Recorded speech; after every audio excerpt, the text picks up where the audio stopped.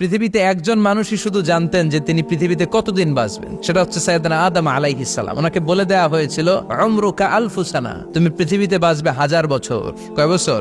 সাইয়েদনা আদমের সামনে অনেকগুলো রূহ রাখা হলো। সাইয়েদনা আদম বললেন, এরা কারা? আল্লাহ বললেন, এরা হচ্ছে নাসালুক, তোমার বংশধর, পৃথিবীতে তোমার পর এরা পৃথিবীতে আসবে। সাইয়েদনা আদম বললেন, আল্লাহ ওই যে একটা রূহ দেখা যায়, এটার নাম কি? আল্লাহ বললেন, হাদা ইবনুকা দাউদ, এটা তোমার ছেলে দাউদ, সে দুনিয়াতে নবী হয়ে আসবে, তার ছেলে সুলাইমানও নবী হয়ে আসবে। সাইয়েদনা আদম বললেন, মাবুদ, আমার ছেলে দাউদের কত বছর হায়াত আপনি দিয়েছেন? আল্লাহ বললেন, 40 সানা, মাত্র 40 বছর, 4 ইয়ার্স। 40 বছর তোমার ছেলেটা বাঁচবে। ও আল্লাহ, আমি বাঁচবো কয় বছর? তুমি বাঁচবে 1000 বছর। সুবহানাল্লাহ।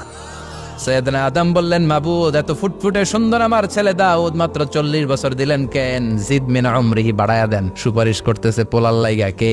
বাবা। আল্লাহ, আপনি বাড়ায়া দেন। আল্লাহকে বাড়ানো যাবে না, লেখা হয়ে গেছে। রুফিআতিল আকলাম ওয়া জাফফাতিস সুহুফ, কলম তুলে নেওয়া হয়েছে আর কালি শুকায় গেছে, আর কিছু করা যাবে?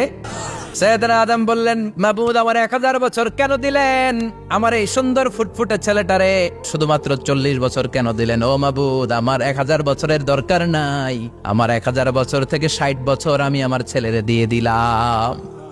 দাউদ আলাইহিস সালাম বাঁচবে 40 বছর, তো বাপ আদম যদি আরো 60 দেয়, 40 আর 60 মিলে কত হয়? ভালো হিসাব বোঝে, হ্যাঁ, 100। আর আদম আলাইহিস সালাম পেয়েছিলেন 1000 বছর, 60 কমে গেলে রইল কত? 940 বছর পৃথিবীতে থাকার পরে মালাকুল মাউত চলে এসেছে, কারণ এটা on time. The death will come on time, it never late, কখনো দেরি হয় না। আল্লাহ বললেন, লিকুল্লি উম্মাতিন আজালুন ফাইযা জাআ আজালুহুম লা ইস্তাখিরুনা সাআতান ওয়া লা ইস্তাকদিমুন। মৃত্যুর একটা নির্ধারিত সময় আমি বেঁধে দিয়েছি, অন টাইম। অন টাইমেই চলে আসে, 1 সেকেন্ড আগেও আসবে না, 1 সেকেন্ড পরেও আসবে না। 940 বছর বয়সে মালাকুল মাউত এসে হাজির, এসে বলল, জিতু আন আকবাদা রূহাক, রূহ কবজ করতে আসছি। আদম আলাইহিস সালাম বললেন, রূহ কবজ করতে আসছো মানে? আমি বাঁচবো তো 1000 বছর। কয় বছর? মালাকুল মাউত বললেন, না না, ওই যে আগের কথা স্মরণ করেন, আপনি 60 বছর দিয়া দিছিলেন। কয় না, আমি দেই নাই, আমি আরো বাঁচুম, আরো 60 বছর পাওনা আছি, আমি দেই নাই। মালাকুল মাউত বললেন, আপনি দিয়েছেন? আদম বলে, দেই নাই। মালাকুল মাউত বলে, আল্লাহ, ঘটনা দেখেন। দিয়া কয়, দেই নাই। আল্লাহ কয়, থাক, কথা কইস না, আয়া পর। নাসিয়া আদম ফানাসিয়া বানু, ভুলে গেছেন উনি। আমরা ভুলে যাই, আমরা খেয়ে বলছি খাই নাই, নিছিলাম পকেটে, কয় নেই নাই। এরকম ডাকাইত আছে না নাই? নাসিয়া আদম ফানাসিয়া বানু, বিশ্বনবী বললেন, আদম ভুলেছে তো তার সন্তানরাও ভুলে যায়। জাহাদা আদম ফাজাহাদাত যুররিয়াতু, আদম অস্বীকার করেছে, তার সন্তানরাও অস্বীকার করে। সেদিন থেকে আল কিতাব ওয়া শুহুদ, মানে লিখে রাখার সিস্টেম আর সাক্ষীর সিস্টেম চালু হয়েছে। সুবহানাল্লাহ পড়েন। 940 বছর বয়সে মালাকুল মাউত এসে আদম আলাইহিস সালামের রূহ নিতে পারে নাই। উনি 1000 বছর যখন হয়েছে, সাইয়েদনা আদম আলাইহিস সালামের রূহ কবজ করেছে। যেই দিন পৃথিবীর প্রথম মানব, প্রথম নবীর রূহ মালাকুল মাউত দুনিয়া এসে কবজ করেছে, ওই দিনটাও ছিল জুমাবার। আল্লাহু আকবার। আবার বিশ্বনবী বললেন, লা তাকুমুস সাআ ইল্লা ফি ইয়াউমিল জুমআহ, ইযা যুলজিলাতিল আরদু জিলজালাহা ওয়া আখরাজাতিল আরদু আসকালাহা, ইযা রুজ্জাতিল আরদু রাজ্জান ওয়া বুসাতিল জিবালু বাসসা। কিয়ামতের দিন পৃথিবীটাকে একটা প্রকম্পন দিয়ে কাঁপিয়ে দিবে কে? মারাত্মক একটা ঝাঁকুনি দিবে আল্লাহ, পুরো পৃথিবীটা কেঁপে ভেঙে চুরে খান খান হয়ে যাবে। এই ঝাঁকুনি আর আর্থকোয়েক, ভূমিকম্প এর ঘটনাটা যেদিন ঘটবে, ওই দিনটাও হচ্ছে জুমার দিন। কারণ দিন নয়, ফিহি খালাকাল্লাহু আদম, এই জুমার দিনে আল্লাহ তাআলা সাইয়েদনা আদম আলাইহিস সালামকে তৈরি করেছে। বিশ্বনবী বলেন, লাম্মা খালাকাল্লাহু আদম ওয়া কানা তুলুহু 60 যিরাআন, আল্লাহ তাআলা যখন আদম আলাইহিস সালামকে তৈরি করলেন, 60 হাত লম্বা করে তৈরি করলেন। আর আমরাও যারা জান্নাতে ঢুকবো, আমাদের আকৃতি থাকবে 60 হাত লম্বা। আল্লাহ সাইয়েদনা আদমকে তৈরি করলেন এই জুমার দিনে। আবার সাইয়েদনা আদম আলাইহিস সালামকে পৃথিবীর বুকে তিনি পাঠিয়ে দিয়েছিলেন এই জুমার দিনে। সুবহানাল্লাহ। কুলনা হাবিতু মিনহা জামিআ, ও Adam, go down with your wife, তোমার স্ত্রী হাওয়াকে নিয়ে পৃথিবীতে নামো। সাইয়েদনা আদম আলাইহিস সালামকে আল্লাহ তাআলা পাঠিয়েছিলেন শ্রীলঙ্কার একটা পাহাড়ে, অ্যাডামস পিক। ওখানে ঐতিহাসিকভাবে প্রমাণিত, এটা হাদিসে নেই, কুতুবুত তারিখে এসেছে। শ্রীলঙ্কা একটা পাহাড় আছে, কলম্বো থেকে অনেক দূর। ওই পাহাড়ের চূড়ায় সাইয়েদনা আদম আলাইহিস সালামের ফুটপ্রিন্ট আছে। ফুটপ্রিন্ট মানে পায়ের ছাপ। সুবহানাল্লাহ পড়ো। এটারে বলে ফিঙ্গারপ্রিন্ট। এটারে কি বলে? পায়ের গুলারে একজনের আঙ্গুলের ছাপের সাথে একজনের আঙ্গুলের ছাপের মিল নাই। শুধু তাই না, আমার এই আঙ্গুলের সাথে এই আঙ্গুলের ছাপের কোনো মিল নাই। আয়াহসাবুল ইনসানু আল্লান নাজমা ইযামা বালা কাদিরিনা আলা আন নুসাউইয়া বানানা। আল্লাহ বলেন, গোলাম তুমি মনে করেছো তোমার হাড্ডি গুড্ডি পচে যাবে, তোমাকে আমি একত্রিত করে আবার বানাতে পারবো না? বানানো তো অনেক দূরের কথা, আমি তো তোমার আঙ্গুলের ছাপগুলো সংরক্ষণ করে রেখেছি। চিল্লায় পড়েন আল্লাহু আকবার। 1880 সালে স্যার ফ্রান্সিস গাল্টন নামে একজন বিজ্ঞানী, তিনি আবিষ্কার করেছেন যে আমাদের আঙ্গুলের ছাপগুলো আলাদা, ফিঙ্গারপ্রিন্ট আলাদা। এই 10টা আঙ্গুলের একটার সাথে আরেকটার কোনো মিল নাই। এই পৃথিবীতে যদি 600 কোটি মানুষ হয় তাহলে 6000 কোটি আঙ্গুল, একটা আঙ্গুলের সাথে আরেকটা আঙ্গুলের ছাপের মিল আছে? যারা সিগনেচার দিতে পারে না এরা কি দেয়? টিপসই দেয়। সুবহানাল্লাহ।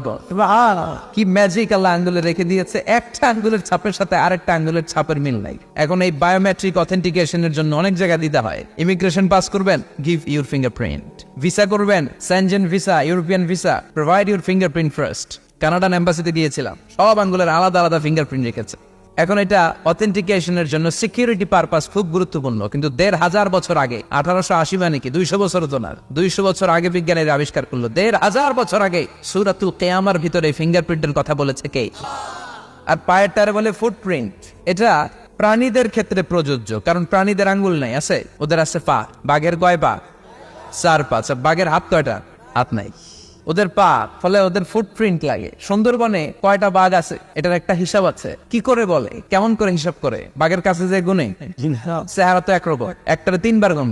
কথা গণ কিভাবে গণে তাহলে? বাঘসুমারি হয় কিভাবে?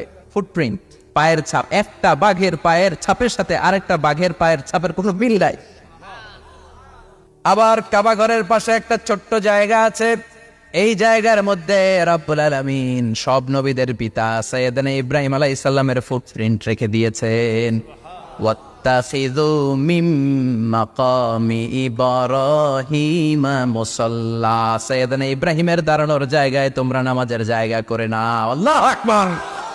সাইয়েদনা ইব্রাহিম আলাইহিস সালামের পায়ের ছাপ আছে কিন্তু মাকাম ইব্রাহিম, আর সাইয়েদনা আদম আলাইহিস সালামের পায়ের ছাপ আছে অ্যাডামস পিকে, শ্রীলঙ্কার ওই পাহাড়ে।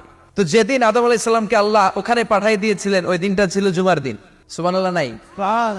এরপরে সাইয়েদনা আদমকে পাঠানো হলো শ্রীলঙ্কায়, সাইয়্যিদাতুনা হাওয়া আলাইহিস সালামকে পাঠিয়ে দেয়া হলো সৌদি আরবের জেদ্দা শহরে। আরবিতে জেদ্দা বা জাদ্দা মানে দাদি, জেদ্দাতুন বা জাদ্দাতুন মানে কি? দাদি। হাওয়া আলাইহিস সালাম আমাদের সবার দাদি, ঠিক কিনা? ওনার নামে এই শহরের নাম। বছরের পর বছর সাইয়েদনা আদম আলাইহিস সালাম এবং হাওয়া আলাইহিস সালাম আল্লাহর কাছে ক্ষমা চাইলেন, আল্লাহ ভুল করে নিষিদ্ধ গাছের ফল খেয়েছি, তুমি মাফ করে দাও। আল্লাহ বললেন, আদম কয়েকটা কালিমা শিখিয়ে দেব, এই কালিমাগুলোর পরে আমার কাছে দোয়া করো, আমি কবুল করে নিব। আল্লাহু আকবার।